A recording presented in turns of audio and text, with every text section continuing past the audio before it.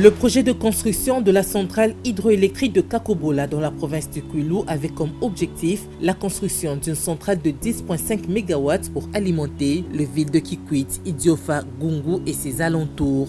À ce jour, la construction de la centrale est exécutée à 100% tandis que la construction des lignes et réseaux de distribution associés au projet Kakobola sont exécutés à 95% et sont en cours d'exécution.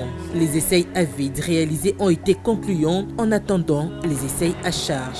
L'ingénieur civil Patrick Kajawa Kongolo donne des précisions. À ce jour, plusieurs segments de ce projet sont déjà finalisés. Parmi ces segments, nous avons la ligne Kakobola-Gungu, la ligne Kakobola PK600, la ligne PK600 Kikwit, ainsi que la ligne PK600 Idiofa. Nous avons aussi quelques sous-stations qui sont déjà finalisées. Il y a la sous-station de PK600, la sous-station de Gungu ainsi que la sous-station de Kikwit. Le go de ces travaux de ligne avait été donné par le ministre des Ressources hydrauliques et électricité, Olivier Mwenzem Kaleng, lors de sa dernière visite dans cette province. À la population du Kwilu, à la population de Gungu, d'Idiofa, de Kikwit, d'Athènes, de Kitondolo, je leur dis que nous sommes à pied d'œuvre. Nous allons travailler d'arrache-pied pour que nous puissions compléter ces lignes. C'est depuis le 15 mai passé que les essais avant mise en service des différents segments ont débuté et les ingénieurs de l'équipementier Voigt seront bientôt sur place pour mettre à l'état la centrale de Kakobola et vont procéder à la mise en service. Il est prévu qu'au mois de juin, que l'équipe des ingénieurs de l'équipementier Voigt arrive ici au pays afin de pouvoir mettre à l'état la centrale de Kakobola, s'assurer que tout est bien, afin que nous puissions commencer à procéder avec la mise en service de notre centrale. Le délabrement avancé des différentes voies d'accès est l'une des conséquences du retard enregistré dans l'exécution des travaux. On a connu de sérieux problèmes avec nos routes, principalement les tronçons 583 jusqu'à PK600. On a aussi les tronçons 600 Idiofa ainsi que les tronçons 622 jusqu'ici à Kakobola en passant par la ville de Gungu. En tout cas, le problème de route nous a fortement dérangé et ça a beaucoup retardé aussi l'évolution de nos travaux. On a aussi connu des problèmes liés au climat. Vous devez savoir que la zone du projet, la zone dans laquelle ce projet est exécuté est hautement pluviométrique ainsi que hautement chéronique. Le patron de l'énergie, Olivier Mwenzem Kaleng, avait effectué une mission de supervision sur le lieu pour se rendre compte de l'exécution des travaux. Ça, c'est la ligne qui vient du point PK600 en direction de Kikwit. Et nous voyons bien que les pylônes sont déjà érigés.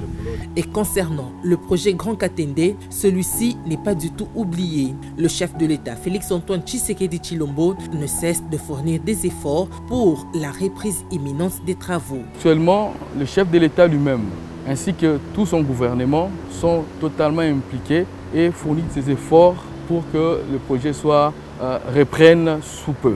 L'État indien a mis à disposition cette ligne de crédit de 200 millions, dont 180 millions de dollars sous forme de prêts et 20 millions sous forme de dons.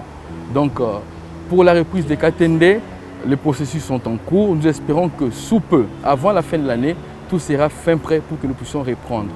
C'est la GCK, cellule de gestion des constructions des centrales hydroélectriques Grand Katende et Kakobola, qui est le maître d'ouvrage délégué pour ces projets. Cette structure est financée par le Trésor public.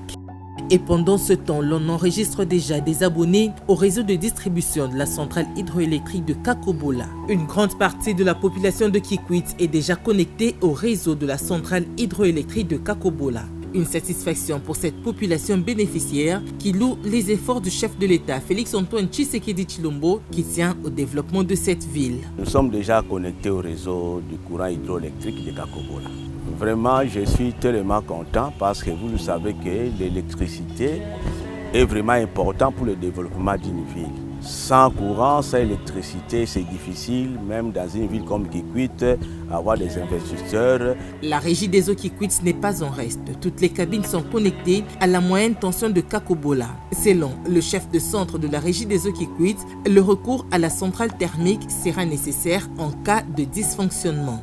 Même nous, la régie des eaux, on fonctionne avec des centrales thermiques. Moi, je pense que dès que le courant sera disponible, parce que nous-mêmes aussi, toutes nos cabines sont déjà connectées à la moyenne tension de Kakobola. Et nos machines doivent fonctionner 24 heures sur 24 heures pour desservir la population de Kikwit. À cas où le courant de Kakobola aura un problème, où il y a dysfonctionnement, nous recourons sur le secours. Le ministre des Ressources hydrauliques et électricité, Olivier Mwende-Mukaleng, est déterminé à fournir l'électricité à la population de Kikwit en particulier et celle du Kwilu en général, dans la vision managériale du chef de l'État, Félix Antoine Tshisekedi Tshilombo.